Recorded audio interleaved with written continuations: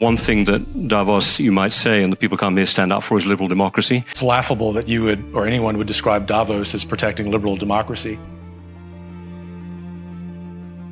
I'll be candid here because I think I've been invited here to be candid. Elites tell us that open borders and even illegal immigration are okay.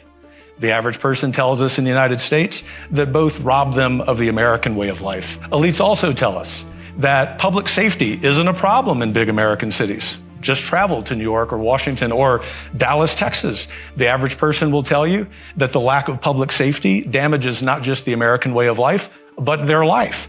Elites tell us that we have this existential crisis with so-called climate change. The solutions, the average person know, cost more human lives, especially in Europe during the time that you need heating, than do the problem and the problems themselves. The fourth, China.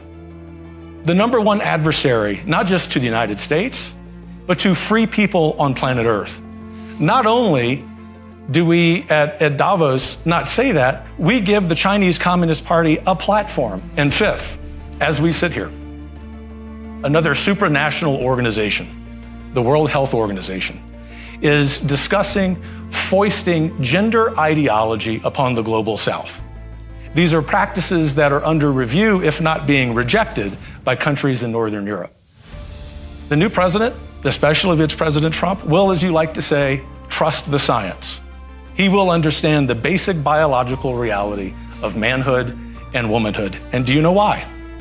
Not because of retribution, not because he's a dictator, but because he has the power of the American people behind him. Let me just correct the slight assertion you made there. We want Ukraine to win. We want to see Ukraine win with a lot more help from European allies. I think the United States has a role. Heritage has been clear about this for 2 years now, that there is a world in which we support military aid for Ukraine. Our first obligation in foreign policy is to look at it through the lens of what's best for the American citizen. Joe Biden has done a god-awful job in articulating what that is. The kind of person who will come into the next conservative administration is going to be governed by one principle, and that is destroying the grasp that political elites and unelected technocrats have over the average person.